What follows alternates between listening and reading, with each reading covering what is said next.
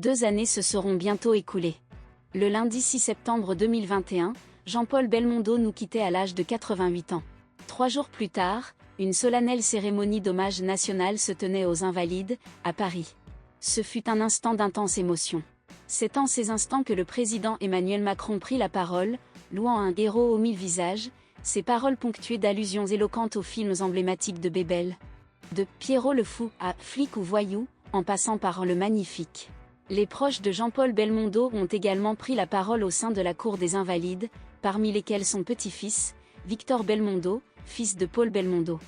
Empli d'émotion, il a déclaré « Là où il se trouve à présent, je suis fermement persuadé qu'il sourit. » Comme il l'a toujours fait. Cependant, le moment le plus marquant fut l'événement où le cercueil de Jean-Paul Belmondo fut porté par les gardes républicains, au son de la musique du film Le Professionnel. La célèbre composition de Chimay, signée par le maestro Ennio Morricone.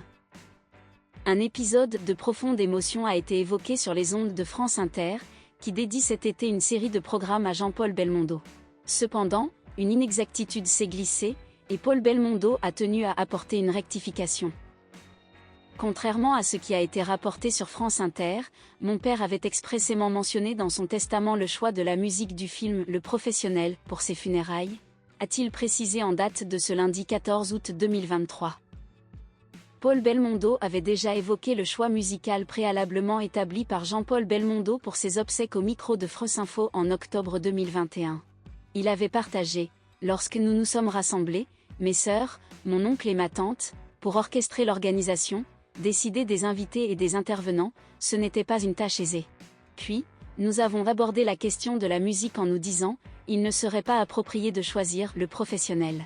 Cependant, survient alors un message du notaire, qui stipule, votre père souhaitait ceci, cela et le professionnel. Eh bien, s'il le désire, nous le ferons, avait-il raconté avec une pointe d'humour. Et il n'a éprouvé aucun regret d'avoir respecté la volonté paternelle. Cette mélodie dégage une émotion profonde, d'autant plus que dans Le Professionnel, c'est le moment où il tire sa révérence à la fin, c'est indubitablement chargé. Mais elle avait sa préférence. Son départ aux Invalides, empreint de tant de beauté, accompagné de cette musique, a été marqué par une mise en scène remarquable. Il a orchestré avec brio sa dernière scène, a-t-il confié.